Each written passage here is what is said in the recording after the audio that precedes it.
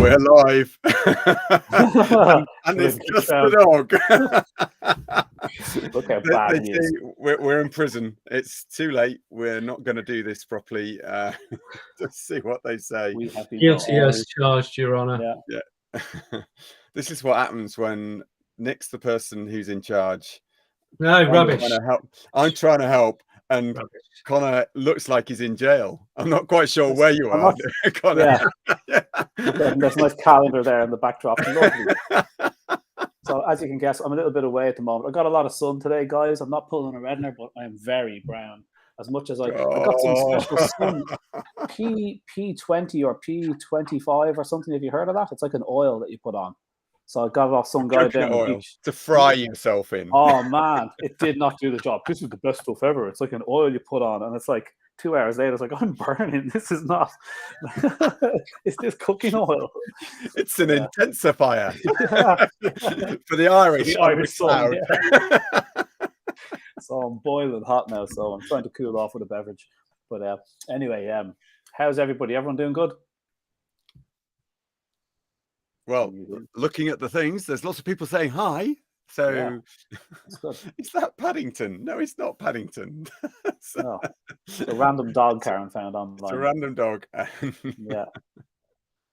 So right. Bad dogs. Everyone's got this. We're going to be very busy tonight because everyone likes talking about bad dogs. It's such a dangerous term to say, bad dogs. Bad owners is where we are today, of course. Great post by Karen, actually. I nearly shared it. I should have shared it. I'm sorry, Karen. But it's did a little review by somebody else. I think she shared it, to be honest, of our expectations of dogs and what we would consider a bad dog compared to a bad child. And, you know, that, we expect children to take 18 years to actually get to a point where we're quite happy with their behavior in the house. Yet we're expecting dogs to have modified their behavior and stopped, at least toilet trained within the first 18 weeks. Yeah. No, it's not. So, well, some people are. It's 3 weeks from when they got it, so that's when it's 10 weeks of age, and they're expecting it to be fully house trained. You'd never do that to a child. You at least give them 2-3 years.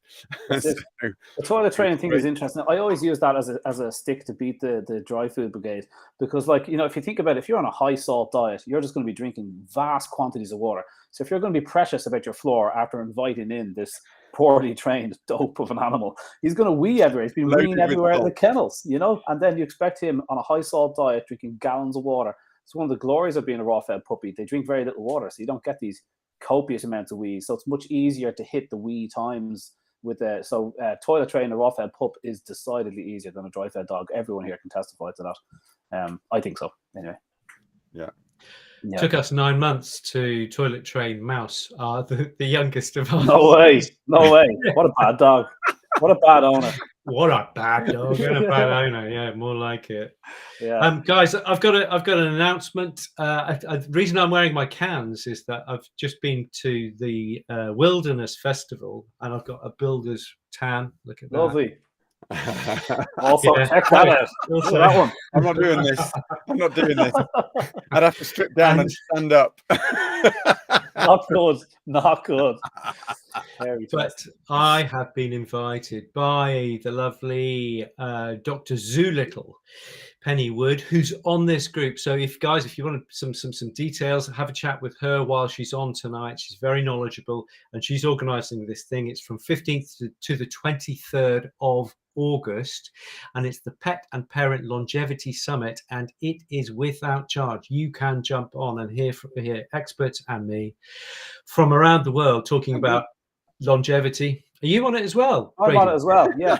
I heard you were on it. I contacted them. I said, you asked Nick Thompson and you didn't ask me. I'm not having that anymore. So that's enough. I think she did. Yeah, I did. I begged my way on. She asked all three of us. Did she? Yeah. She did. And Nick was the first to get back. Yes. Yeah, very good. Very good, Nick. Okay, and so guys, you can find it at petandparentlongevity.com, petandparentlongevity.com. And I think it's a fantastic concept. Looking at what makes us live longer and with really good health span, and what makes our dogs live longer with great health span, not lifespan, health span. Yeah. That's what it's all about. So Katie Wood's the person to talk to. And I'd like to just say now, Katie, Penny, would you like, Katie is her partner in crime for this thing. Penny, would you like to come on to talk to us next week about longevity and about your summit? It'll be just the first couple of days. If you would, please email me and we will make that thing happen. And Brady and I, who are going to be on it, we can give a little spiel. And Brendan will be able to give his thoughts on hormesis and longevity and telomeres and all this kind of clever stuff. So Cool. You're very welcome. Please just email me. Yeah, cool. Ignore Karen Reid there. That's the right address. That's the one you got. Petandparentlongevity.com. Let me just check. It's petandparentlongevity.com. Yeah. Cool. Yeah, just typed it in. It works. Ignore Karen Reid there in the corner there. She says, Conor grovelled. I saw the emails. Just ignore Karen. She's drinking gin. She sent me an image, so ignore Karen for tonight. So listen, guys, we're on RawPetMedics. We're at patreon.com/RawPetMedics. So if you can, the price of a cup of tea or a coffee really helps us do our thing. Helps us prepare. So some of these take longer than others to prepare for. And so we do appreciate it. If you can afford it, great. Some of you are doing that, and we really do appreciate it. If you can't afford it, don't worry about it. We're going to be here anyway. We like talking. So we appreciate it on Patreon. And you will notice on Patreon, we're talking about bad dogs or this behavior stuff tonight. So, but I did share my behavior course that I have up on my website, and almost every single one of the patrons saw it. So I think 180 people or 200 people viewed the course over 2 weeks, and I was chuffed. So if you guys liked it, I would appreciate if you told your friends about it, because that's what it's there for. But if you enjoyed it, that's great, because some of the stuff we're going to be talking about tonight would have been mentioned on that. But so before we start the behavior thing, guys, I shared an image on the RawPetMedics Facebook page of that little handout that went to a raw feeder in the veterinary clinic. Have you seen that before, guys? Yes. Should we go through it? Should we just go through it line by line? Just take 4 minutes. Just put this one to bed. Come on. Loren, have you got the image? I've got the image there. Oh, I haven't. It's on the Facebook page now, Brian. I'm not sure if you can share it that easy. It's not the best image, but I can read out the bullet points and we can leave it to you guys to dissect it. The very first one: raw food diet risks. 7 bullet points. The first one: the raw food diet itself is a combination of rejected carcasses of medicated animals or sick animals. This therefore makes the meat unfit for human consumption. Who wants to go first on that one? Yeah, well, I absolutely will. So they've been reading the US, and they unfortunately don't know the difference between the United States and England. So that's a geographical error, because in the United States, in the kibbles and in other meats, you can put all sorts of dead, diseased, and dying and euthanized meats. They don't do it actively, but it does reach the final product, i.e. if you take some meat from some products and look for pentobarbital, you can find it. This is the blue juice that we use. It's it's very serious drug to find in these things. So there you go. That's the first one. In this country, the raw food producers of any quality whatsoever won't touch that stuff. And you're not allowed. You're not allowed to handle it. It's not in the but that doesn't mean that some people might get it off the lorry or something. Okay, So if they've got any respect for themselves or for you as the consumer, they won't touch it. And further than that, most of the raw food products that I work with or I talk to or that I respect will use food that is at a level which it can be served to humans. Okay, I won't say human grade because that means another thing. It is good enough for humans. I would put it in a pan and since the BSE crisis, we are not allowed to handle in Europe food that's not fit for human consumption, meats that aren't. It all goes for cremation, not for rendering. In the US, you can send for rendering, roadkill, restaurant grease, 4D animals, dead, diseased, dying, disabled. They can still render them up and sell the meal back to pet food. Not in Europe. It's got to go for incineration if it's not fit for human consumption. So to say that that is even a thing in Europe, I mean, as someone says, are they describing dry food? I mean, it's just so classic. Here's the second one, Bren. What do you think? The second point: it's very difficult to achieve a balanced diet. Like you can do. Do you know what? I'm going to shock you. I want to say you're right. It's very difficult to achieve a balanced diet, and that's why so many dry foods don't do it right. Okay? I mean, the point is the only way you can achieve a balanced diet is through giving variety. Otherwise, you're always going to have the individuality is going to mean there is no way you're going to give that individual a balanced diet for them if you're giving a generalized diet. So that's true. 94% of canned foods in the UK in 2016 and 62% of complete dry foods are not reaching the minimum standard set by AFCO. And you have the audacity to start accusing people that therefore you should not recommend any diet that says it is complete and balanced on the tin, because that you can't feed that every single day, because there will be some problems down the line. They handed this leaflet to somebody that was raw feeding, bearing in mind. They'd like to say, here's another one, Nick. There's no evidence to prove raw food diets are more digestible than cooked diets. That's just plain wrong. We have this. That's plain wrong. Some foods will become more digestible, like celery, for example, will become more digestible with heat. But it's just and digestibility is not the be all and end all. There is more to just whether it can be digested. It's how it's transported. It's how it's stored. Rapidly digested wheat. What use is that to the dog? Rapidly digested corn. Great. Rapidly digested alcohol. What goes into them? That's what we were trying to say earlier on. I think early in the year we said this. Digestibility is not the amount of energy that food can give. It's about the amount of health it gives to the individual. And I think the problem that we've got here is that too much of the industry is still hooked onto more energy means more digestibility. And of course, corrupted foods through processing are going to be higher on the digestion if that's how you measure digestion. So I think, you're absolutely agree with you. They're wrong, but for so many other reasons than they realize. Yeah, exactly. Some foods are not digested at all. They're called bone particles, which pass through and help to solidify and give bulk to the stool. So digestibility has its place, but it is only part of a much bigger picture. Totally. There's you just hit the point number 4. Bones they'll choke on bones. Okay, we're not seeing it. The likelihood of the point number 5, the likelihood of the meat being contaminated with pathogens such as E. coli. We've just killed that. We've put that point to death. We don't need to do that again. Pathogens in raw dog food, and it can jump to humans. Although pets may not be sick with these pathogens, they may be carriers, which risks the health of other animals and also humans. I mean, we've done that pathogen kind of stuff to death. We don't really need to beat that drum anymore. It's just what a flyer. Don't kiss your dog because you might give it pathogens. Don't snog. Yeah, exactly. Don't snog the dog.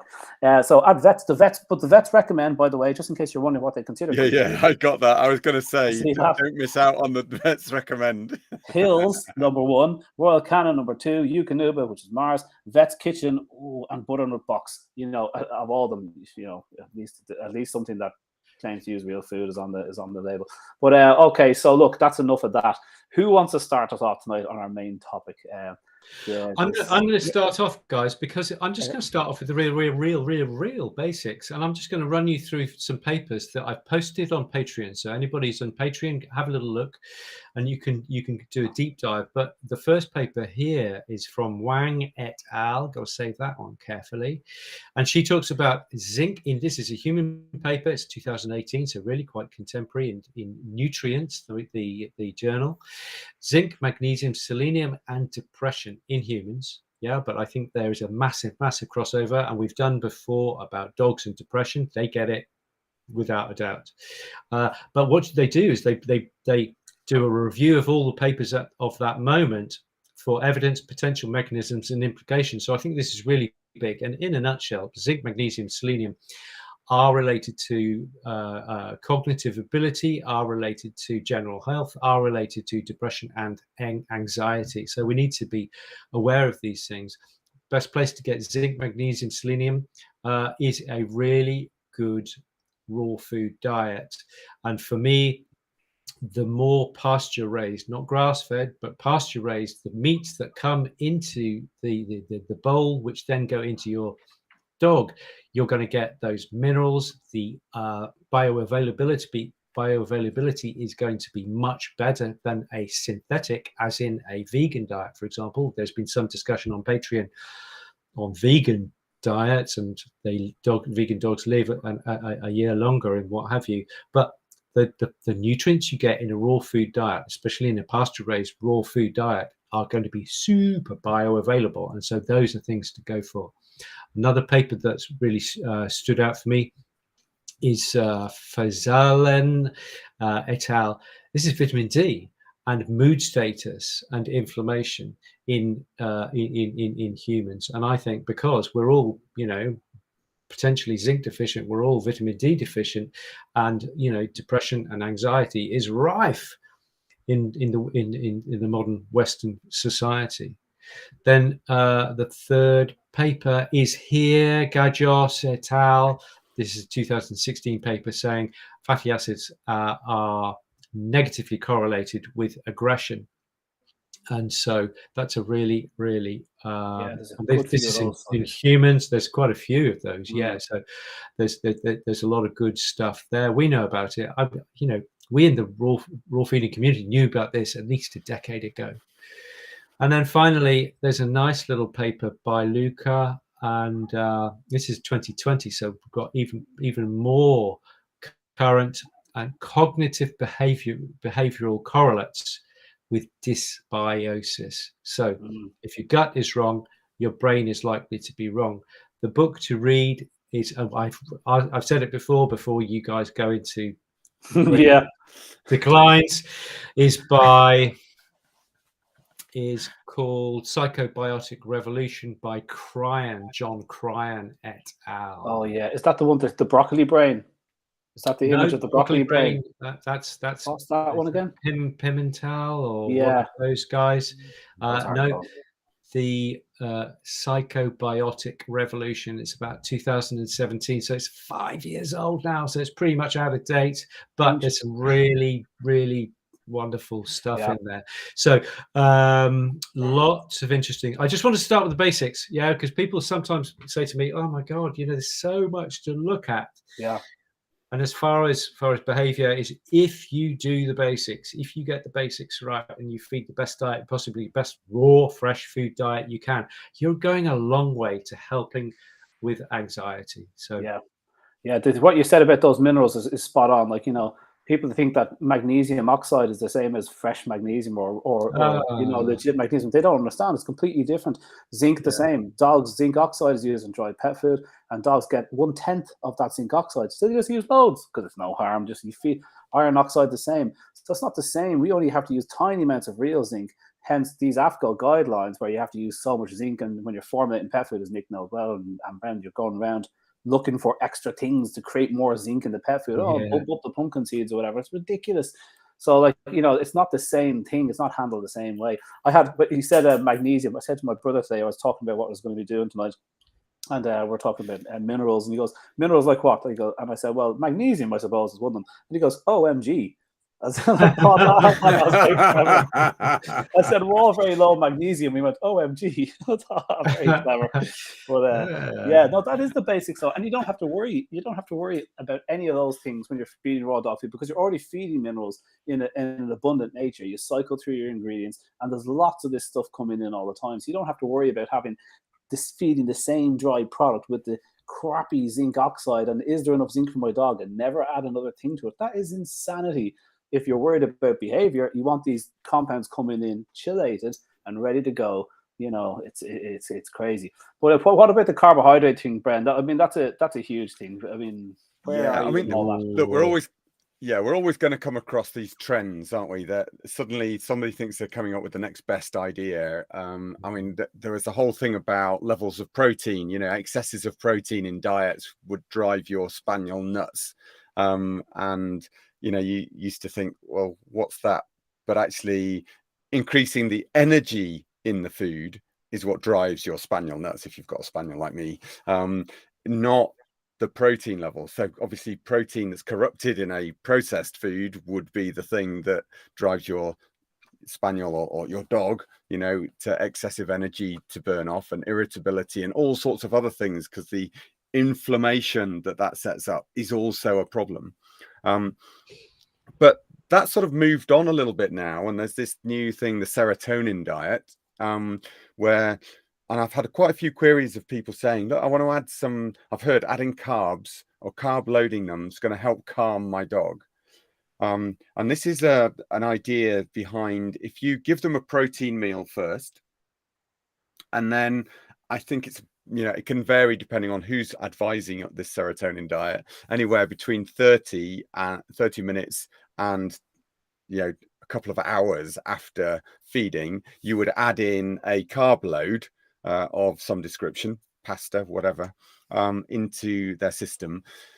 And they see it as calming the dog, because you'll get an insulin spike and an appropriate change in uptake of serotonin, because the insulin gets an uptake of some of the larger amino acids and leaves the tryptophan to be converted and be taken up and provide serotonin, because it's a precursor. I know that there is a text we read quite early on when we were talking about carbs a couple of years ago, and there's the book, Nick, what was it, the Grain Brain, something like that? Grain Brain by William. My phone is one doing of our my guys will recording know who today, it is. so Yeah. So Grain Brain by William. Anyway, I don't know how much of that carb loading actually gives the sort of level of opioid release that makes them appear temporarily doped up, rather than necessarily it being a serotonin release, because there's still a query out there as to how effective this is at truly increasing the amount of serotonin in the system and in the brain, to the effect of, you know, some of the drugs out there like SSRIs, you know, the serotonin uptake inhibitors, you know, that actually you would say, is it truly working? You've read a couple of papers on some people's impressions out there as well on diets, haven't you, Conor, with regards to... Well, like, there's just so little backing this up, the whole serotonin diet, even in humans. The problem is with behavioral studies is that they're so hard to do, because they're so easily bent by the person that is organizing the study. You nearly need someone else to organize that study. But on the serotonin kind of carb loading or 2 hours later, as if, like, where would dogs get that in nature? You know, on that, I know virtually nothing. So still today, the serotonin diet approach stumps me, because when I look through, I did behavior in college for, you know, 9 years doing it, and it's like, it stumps me. I'm looking through the 4 or 5 papers that support these really flimsy studies. And who am I to judge their study? I'm sure it's fine, but I just know it's notoriously difficult to get a behavioral study over the line. But I still haven't seen anything, a study of anyone of anything that I thought, oh, eating carbs 2 hours later. Like, it's this idea that you can fill the kind of the absorption of these nutrients. Like, you can't, it's almost osmotic. It's like, if you need these things, you're going to take them in, unless you're using these blocking receptors and SSRIs and all these cool little drugs that they have. Okay. But the idea that you can, you know, what they do with in pet food, if I could, is that I call it the tryptophan delusion. Tryptophan is a perfect example of this, where there is no evidence of any value whatsoever that adding tryptophan to a dog's diet is of any value. There's like 2 or 3 studies that have looked at it, fail. They looked at, was it dose related? No. And the only studies, like a grain-free diet study recently, that have any effect is when the protein content of the food is desperately low, like 18% protein or even lower. Then adding tryptophan can be a benefit. And you'll go, well, yeah, If you're eating an ultra low protein dry food and very little tryptophan and its precursors, well then yeah, adding tryptophan in, and the body's going, yes, I need this, give me more proteins. It would have benefited from any amino acid you added in at that point. Tryptophan was the one you added, and you're looking at behavior. Tryptophan plays a huge role. So, but even in those desperately low protein studies, even then, most of the behavioral things they look at, there's no change, there's one or two. But that's just a study of deficit. And that's the whole point of nutritional studies fail terribly at this, that it's a study of deficit. You want to see omega-3, the benefit to Italians versus English or Irish. It'll work very well in English or Irish people, but not so well in Italians because they get so much omega-3 in their diet. So is it deficit, or does adding this compound really kick you up a level? So I just don't get the serotonin diet, Bren. I don't see where dogs would go munching on carbs 2 hours later. They're already on high carb diets, these stress dogs, in my opinion. So why would I add more carbs? And I think there's some contraindications there, because we know that actually shooting your glucose levels up, increasing your insulin levels isn't always a good thing.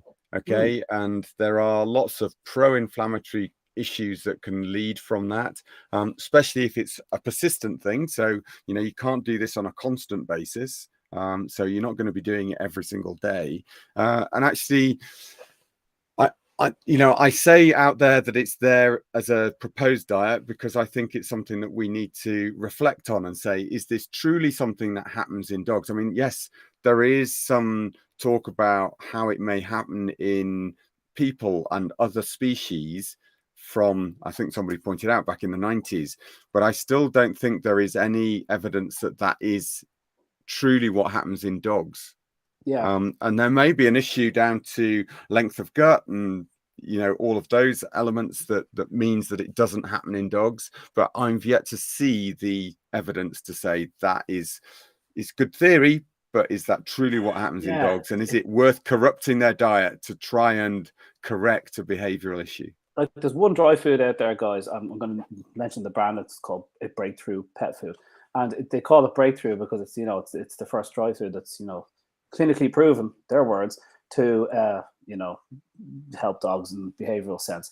And so the whole website, if you look at Breakthrough Pet Food and look at their website, I shared it on Facebook. I'm not slagging them off as a company. It's owned by a guy from works at Hills and somebody else. And okay, that's their buzz, and it's clinically proven. And at least when Hills or Royal Canin say that, you can go and you can find the study where they use invariably an unfalsifiable comparison, where there was a great study of a behavior in older beagles. So this is BD, prescription dry food by Hills Pet Food, and there is a study backing that up. But what they do is they feed 20 old beagles standard Hills Pet Food, and the other 20 beagles standard Hills Pet Food, but they add in 1% spinach flakes, 1% blueberry flakes, 1% tomato flakes, things that have contained the compounds flavonoids and lycopene, all these things that we know help with behavior in humans. And they add in 1% of each of these things. There's a bit of lemon peel, actually, which is very interesting. 4 or 5 of these. A bit of grape pumice as well. Grape pumice as well, yeah. Yeah. So 4 or 5 of these in 1% dry powder. And after 2 years of being fed this diet, they gave them various brain size discrimination tasks, black and white discrimination tasks, I believe they do, and whatever. They test their brains. And these older dogs on the nutraceutical boosted food did better. And so what they said, this is now clinically proven that dogs do better on this food. And that is a study, and these are clinically proven. It's just that their comparison, were dogs fed, in my opinion, desperately poor quality food. So yeah, okay, it's slightly better than comparing it to that, but it's like, is it better than feeding them real food? But dare not do that study. So they don't do those studies. They just, an unfalsifiable comparison is where you need a result and you want the result to be good.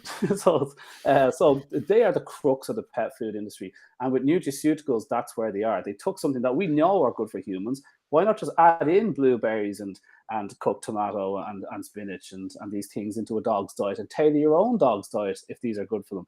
So those sort of studies do exist. But with Breakthrough Pet Food, they call themselves clinically proven. And I had to share the 2 studies that they use. And they're not peer-reviewed. They're not published. They are almost literature reviews. You call them lit reviews. They're written by people, and they're not published because they couldn't even get this. It's very hard to get behavioral studies published in their defense. Okay, fair enough.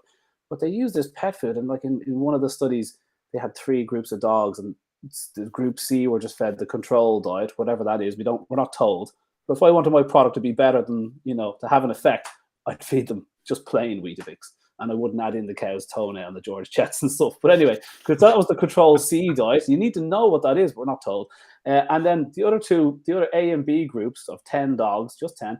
And group A had the breakthrough diet for brains, although it doesn't have any medicinal stuff in it. And group B was their standard complete food. And group A and B both had behavioral benefits. And it's like, that's your study. So this is a breakthrough brain diet. This is not a breakthrough brain diet, but it also had great benefits. So setting up a behavioral study is so difficult because they did it in kennels. The other study was done in kennels. This was tragic. They said in the study, I have to read this out just to make sure I get the words right. So this was in Wood Green study. This is the Wood Green study, they call it. Not peer reviewed, so nobody checked over the data, and not published in a study. They couldn't even get it published. Study not published. The design, they state the design of an adequate diet depends on 2 stages. The first is knowledge of the nutrient requirements of the species in question. How ironic, because if you look at the ingredients of the breakthrough diet for a dog, which most of us would agree with, eats a fair bit of meat in his life. We can disagree on exactly how much, but a fair bit. It's the ingredients of breakthrough: 20% potato flakes, 18% poultry bone meal. Sweet potato 15%, tapioca, naked oats, whole barley.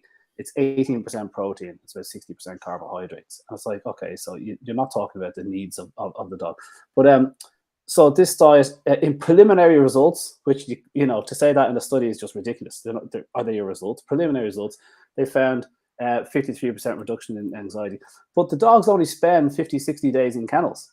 So I was saying, okay, you did 38 dogs, split them into 2 groups. Average time in kennels is 58 days, and they feed them the normal diet at the start and the test diet at the second group. But the dogs surely will get calmer in kennels as times go on, and then they get adopted. I mean, the first week or 2 in kennels, dogs are very difficult to handle. They're very stressed. They're in a terrible environment. And so that's why these sort of studies don't get published, because somebody would look at that study and just a casual observation, you just go, do they just naturally get less stress in time? Who's doing the observations? Did they know what they're observing? Was the test diet? So yeah, sorry, breathe, Conor. Okay, that was the 2 non-published kind of studies, and it's just disappointing that this breakthrough diet was bandied around and passed to me by a behaviorist who backs us and said, "Check this out. What do you think about this?" And it's like, well, there's just nothing to suggest that this very high carbohydrate diet is good for their behavior. It doesn't. All we have is so much evidence that good quality protein, good quality fats, as Nick said, about EPA, DHA. We know when we add this to complete dry food, it's better for puppies, better for pregnant bitches. They put out better quality pups.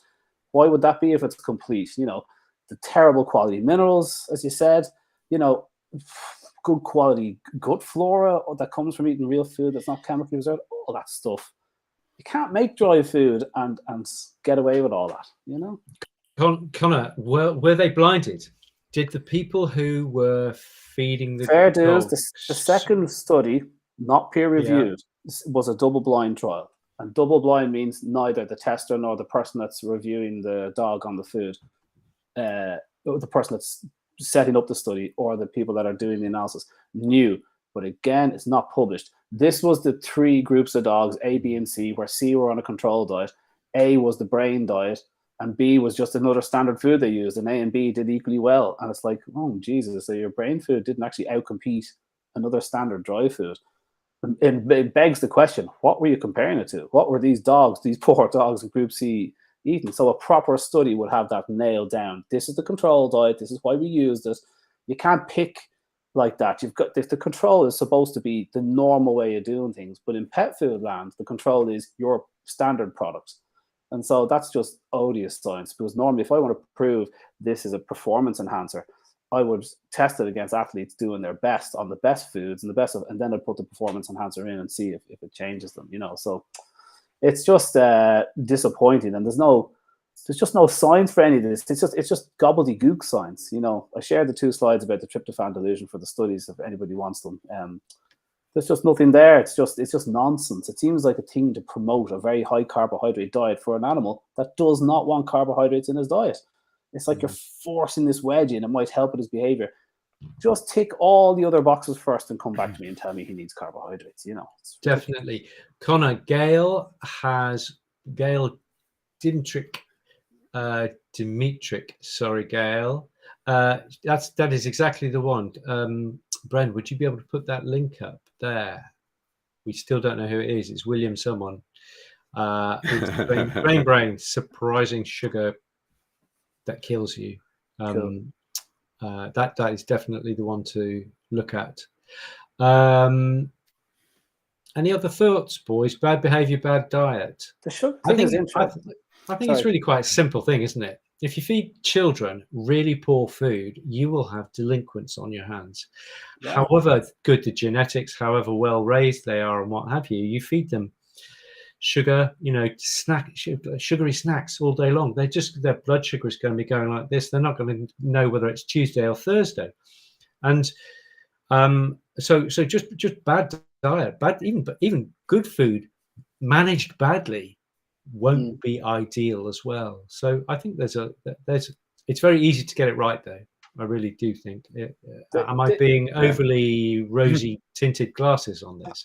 Look, something that I've always come to, and it was something that sort of sparked off probably very early 90s, and there was all of the stuff on the back of using some of the E numbers in kids, drinks and things like that, the tartrazine scenario, and actually the more I look at it, and I used to just say to people that try and simplify the foods, take out all of the additives. And the easy thing to do was really to go to raw, because you can sort of control what's going into them. It's less processed, less preservatives, less chemicals going in there that you don't know what they are. And seeing some great results with, dogs, those wappy spaniels that, are outworking almost untrainable because they're just so hyped on stuff, and yet move them to raw. And all of a sudden they became compliant, trainable, and enjoyed their interactions with their owners. And just re-looking into that and actually thinking, is it truly a sensitivity to some of those artificial additives, or actually is it just a baseline of inflammatory response because of the processed food? So actually, have you just irritated the system, or the hell out of the system, by giving them a long-term low-grade inflammatory response, which is a hormetic stress, which we'll talk about maybe next week. And if you're giving that constantly, the hormonal changes that are going on are going to corrupt all of the down level metabolisms, and start to affect the brain chemistry, and leave them as high stressed individuals. So let's think about how we can change. Sorry, is that my time up? I'm having a difficult time with my phone lately. I'm sorry. All right. I was just thinking, is this clown phobia that he's trying to emulate here? 10%. Every time it battery goes down 10%. Silence. It's not on silence. Sorry, I thought it was on silence. Anyway, so I think we should have them. I think we should have honking horns, guys. I think just if anybody's talking rubbish, or you need to jump in, it's like move on. The carbohydrate crash. Like, we're not quite sure why high sugar diets drive kids mad. After a birthday party, nobody wants to be around your own kids, let alone somebody else's. After all the crap food comes out at a birthday party, and your kids turn to idiots after like 20 minutes, and then boom. And they're not quite sure what the crash is. It insulin? Is it, is it the sugar? Is it the colors that they just consumed? Whatever. They're not quite sure what it is, but it was a great piece in The Guardian there about 3 or 4 weeks ago saying hangry is a real thing. Hangry, okay? So being angry when you're hungry. And if you think about what a high carbohydrate diet is, that is a rapidly digested pellet. You eat it, it takes nothing to dissolve it, and boom, you spike blood insulin. You've got all the studies you need to see that dry foods spike blood insulin. The ingredients that do it the least is meat, okay? So meat doesn't spike it. So we don't know why that is, but being hungry sure as hell isn't going to help. So after you feed this Labrador 200 grams of pellets in his food, and 20 minutes later he's starving, that's not good. We know these diets don't work for dogs. We know high carbohydrate diets with lots of fiber makes dogs more irritated. They go looking for more food afterwards, and they get hangry. Of course they would. They're not satiated from the meal they had. But we don't know why exactly that is. So it lends even less support for the serotonin diet. More carbohydrates is the answer. In the face of this, it's like, as Turd Rugas said, there's nothing like a satiated dog. She was 60 years training until she saw the difference in a very agitated German Shepherd that was very close to having some bad decisions made about him, or decisions they thought were going to be good for him. And she fed him a full meal. It's a kibble-fed dog. And he curled up and went to sleep. And the owner said, "My God, you're a miracle worker." And she pens me an email going, "I cannot believe the difference in this dog in one meal." They came back 24 hours later because she just takes visitors to her home now. And the dog was completely different, relaxed in the shoulders, cars backfiring. "Oh, no problem. Helicopter. Okay." And suddenly this is a completely different dog from like 24 hours. Nothing a trainer could do. That's why the foundation has to be right before any training is done in the dog. And that involves getting them off kibble. Fact. Okay, I've got a thought on this. I've thought about this a lot. My parents, a doctor and a nurse, they would say, "You've got low blood sugar, you need some food." Yeah, not that you need a carb hit to re-accelerate your blood sugar and your insulin, because what happens, and you guys know this, I'll just say it for the sake, when you have a carb hit, you will get a, sorry, Pete, that's the cockerel. Yeah. So here we go. So we've got a clown honking. We've got a cock crowing. What have you got, Brett? I'm gonna find something. 1 second. Yeah. So you take the carbs, you get a spike of sugar. The body says, "I don't like that much sugar in my bloodstream." It releases insulin to pack it away. It packs it away, but it will pack it away until you get a slightly low sugar, and then it will say, "Oh, okay, I will stop with the insulin now." The pancreas will go, "Oh, okay, I think that's just enough." But there will always be a slight overrun. So the hangry for me is when you have low blood sugar below, not that you're going to get have a coma and die, but you're just a little bit below. And I think that's an evolutionary thing, because you're going to be the animal in the pack to say, "Get away from me, I'm going to be the first at the kill," because you're really desperate. You're really hangry, angry, hungry. And the more hungry you are, the more ketones you have in your brain, the more focused you are, the more to get animated. Dopamine focused on the hunt. Yeah, you're gonna hunt better if you've got that kind of mentality. So for me, that's where it comes from. However, if you're having a picnic or whatever it might be, and you've got children going up on a high and then coming down on a low and going too low, they are demonic. My children are exactly like that. My son especially, and he's like me. I've learned to cope with it, but half an hour before a meal, he's always a demon. Within 3 minutes of eating not high carby food, he will be just placid, and even he won't recognize what's happened. And it's as simple as that. Yeah, I think I'm like that with food, really. I get agitated and get a little bit annoyed. We all do. And then you get your meal into you and it's like, "I'm grand now." It's easy. Yeah. I like this comment. There's loads of great comments in here. As Nicola Ferguson, in relation to Nick saying, "Don't snog the dog," Nicola Ferguson says, "My Snogweiler will be horrified." Snogweiler. Oh, that is a very kissable dog, in fairness. There's a great question down here. So Kathleen Jensen was highlighting, B12 is so crucial. Low levels can lead to anxiety, aggression, and loss of appetite. I don't doubt that. B complex is renowned to be the kind of brain list of vitamins and hormones. I think there's all sorts of interesting stuff in there. But again, that's a deficiency thing. And so, that's a good point. We want to make sure we've got lots of B complex in there. I would say it's going to be hard to be deficient in B complex when a bit of dark greens is going into your diet. Dogs, will happily eat that stuff, and there's plenty of B complex in dark greens. When you cook up those dark greens, a bit of green in the water, So yeah, you're right about that. But you could type in any mineral you can think of, and like, what is a deficiency in sodium? Behavior plus behavior. Deficiency in lead plus behavior, and you'll get this. Yes, it will affect you because there is a behavioral tag onto everything, every vitamin, every mineral. So again, that's a deficiency thing, but you're right, B complex is the one right up the top, but you don't want to be low in vitamin C. Google D, as Nick said. Google any of them. Being low in any of them is not a great thing. But there's Gabrielle Joy. What's she saying?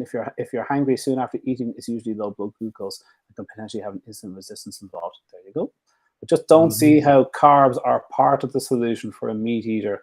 It needs serious evidence. There isn't a single published study to suggest that these serotonin diets have any credibility at all. And I think it's just all mixed up gobbledygook in the kibble world, where they're trying to make sense of their kibble-fed dog, and he's erratic on all the things that is wrong with dry food. And it's like, guys, just try what we're saying. We're not selling you a pup. None of us are selling you raw dog food here. You know, none of us are manufacturers.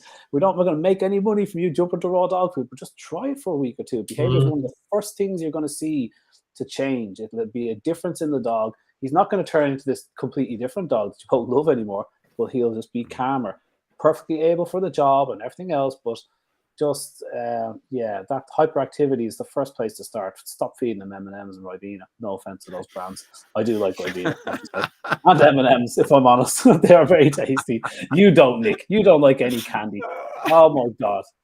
You know, what sweets do your kids get, Nick? Do your kids get any sweets at all? No. They do. They have it like crack cocaine. Seriously, they because they feel they're quite deprived. I don't deprive them of sweeties. Okay, they will have sweeties. It's just, I'll say, yes, you can have an ice cream. We were at the festival today, and it's, yes, you can have an ice cream, but after you've eaten well. Okay, and so they eat their dinner, and then they can have an ice cream, or they can have a sweetie or something like that. Yeah. What we don't do is it's 5 o'clock, they're feeling a bit hungry, so they get a carby snack, or they get an ice cream then, because then when it comes to when they eat, they're just not going to be hungry because their blood sugar is going to be high. And then they've eaten quarter of a meal. You can tell I look at this quite a lot in my head. No, I think the same thing. An hour after the food, they are A, hungry because they haven't eaten enough, and B, they're coming down off the ice cream, and you've got a demon on your hands, and it's 7:30 at night. It's like, oh my God. Force them to eat broccoli. Would you like some broccoli? Would you like some haddock? But it's fine. We do a deal process, because there's a lot of work to say that if you have your carbs after you've had your meal, the insulinogenic impact of that is reduced by 60 or so %, because there's a dilution effect, and there's all sorts of receptors at work and all sorts of hormonal effects. So that's how I get around it. I'm not Mr. Remember back in the day, there was the Milky Way. Remember the tagline for Milky Ways? It was the snack you can eat between meals. Yeah, it's great line. Do you remember the song? The red car and the blue car had a race. Remember? All Red wanted to do was stuff his face. He eats everything he sees. I've had a couple of beers, from trucks to prickly trees, but smart old blue, he took the Milky Way. He's looking for a chocolate treat, healthy and light, because he knows it won't ruin his appetite. Woo woo. That's it. Anybody else know what I'm on with that? Great. Okay. Oh my goodness. I don't regret this. Please edit that out, please. How do you make me edit things? Is it the clap? Okay. That's hilarious. Not only is he on holiday, he's karaokeing to excess amounts of beer, and he wants the clap. What's this going on? And he's in prison. And he's in prison. I'm gonna send images of where I am onto Patreon. But look, guys, I knew I wasn't gonna get time, because, like, guys, we could talk about anything. But I wanted to. I strayed away from doing any sort of training tips, because training moves on, and I was trained 15 years ago, and I'm probably a caveman with some of the things I speak about now and again. But this is a very simple dog whistle, and I am going to record myself giving you a quick lesson on recall. I trained guide dogs back in the day, and recall is very important to us, that the dog runs back and presents his chin on your knee. So I'm really good at recall, and there's some really classic mistakes that people make, and these little whistles are so handy for training people. American fans are like, well, yeah, Jenny, if you're living in America, that was a very big song in the UK. Well, apparently nobody knows what it is, but you definitely won't know what it was in America. The Milky Way is a very famous bar. Anyway, look, I'm going to do a video for Patreon, and I'm going to pop it up, and I'm going to do recall. There's a 10-step kind of thing to recall. I'll probably remember about 6 or 7 on the way to the restaurant, because it's a 20-minute walk. So, and I'll shoot this little video. I'll pop it up on Patreon, show you how to train the dog from 0 to hero with recall. Good recall, guys. It takes all the effort out of it, Can someone make a TikTok of kind of doing that? No, please don't do that. Ignore Rebecca. We'll boot you off, Rebecca. We've got power here. We can remove you. TikTok. No, Jesus, I'm going to see that again. So yeah, okay, guys, boys, I'm going to bring this to a very fine conclusion. I'm going to say big thank you to all our Patreon supporters. A couple of quid a month. That's all it takes. Makes us very, very happy. We are very, very easy to please, especially these two. Yeah. And so next week, if we can talk nicely to the lovely Penny Wood, she will come on and tell us about pet longevity, human longevity, how she ties the two together. She's also a zoologist. So if any of you guys have got behavioral problems with your python or your gorilla or your llama, she's your woman. We're broadening out. Pythons and llamas and gorillas. Yeah. So I think it's going to be really exciting. It's going to be zoology, longevity, and all things interesting. Yeah. Very good. So, thanks, Conor, get off to the restaurant. I better toddle on, guys. Well done. That's fantastic. And good, guys. Talk to you soon. We'll just go and work hard. Don't you worry about us. Yeah, that's good. I know you will. I know. I don't need to tell you to. All right, guys. That was great. And we'll say goodnight to everybody. Yes, indeed. Take care. Good to see you. Look forward to seeing you next week. Great to see you.